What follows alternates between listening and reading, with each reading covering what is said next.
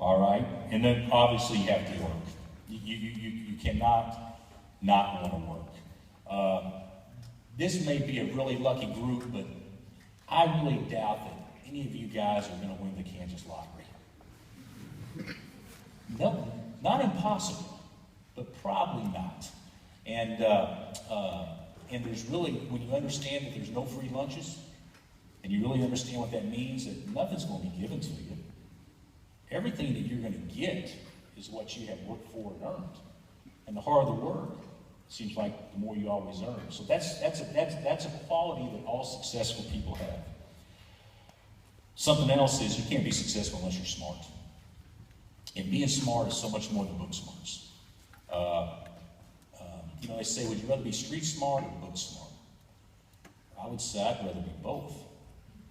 Because the reality is, without doing well in school, your opportunities and options are somewhat limited.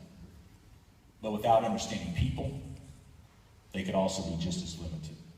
And part of being smart is, to me, is understanding situations and certainly learning from others. Every time, how many of you guys play sports? Majority of you guys play sports, that's great. I want everybody to raise your hand. How many of you guys think your coach is a little off? Okay, 70% of you think your coach is worth the crap, okay? It's no different on my team, okay? But it's probably closer to 100 on my team, though. But the thing about it is, see, I don't buy any of that. I don't buy any of that because, you can learn from people even when they're not probably telling you the exact perfect way to do things or the exact perfect things to do. Okay, you can learn just as much from somebody on telling you how to do something. For your future reference is you can always look back and say, well, I not only know how to do it, but I know how not to do it.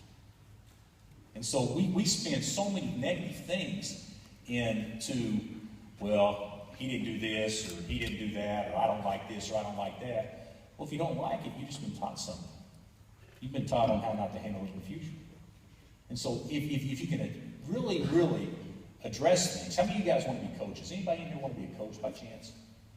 Okay, so in your situation, you've had a chance to learn what to do from your previous coaches and also what not to do. And it's that way in every aspect of life, from teachers, coaches, everything. Something else, you got to learn to get along with others. All right, who wants to hang out with somebody it's no fun to be around?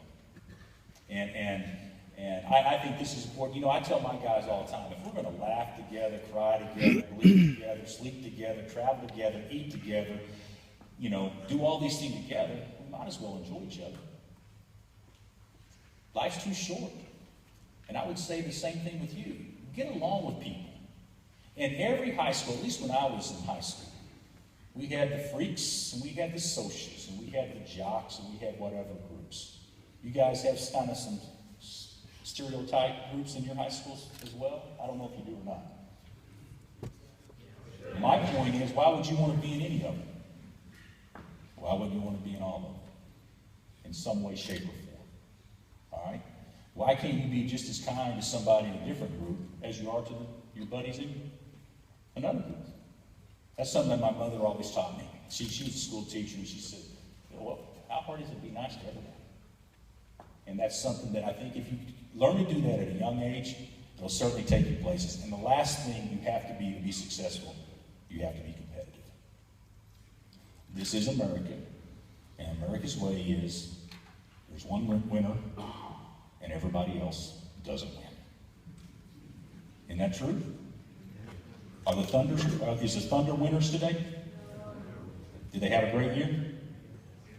Does it matter? No. All right, and then when the Spurs kick the Heat's butt, you know what they're all going to talk about? God, LeBron just couldn't do it. And he's the best player on the planet. That's the way the American way is. And so if you're not competitive, how are you going to get ahead? In competition, you should want it. Everybody should want competition. You should never want to be in a situation. Like if I'm a politician, which I'm obviously not, But if I was a politician and I was running against basically nobody, because nobody wanted to challenge you in that situation, how much fun would that be? What would be fun would be going against somebody and having to fight, scratch and claw and figure out angles and that kind of stuff in order to win. And so being competitive is so important. And once you become competitive, and once you become successful and have the qualities to be successful, now you can start thinking about being a leader. I want to give all you guys a little bit of advice, because I've coached a lot of really hard rocking dudes, okay?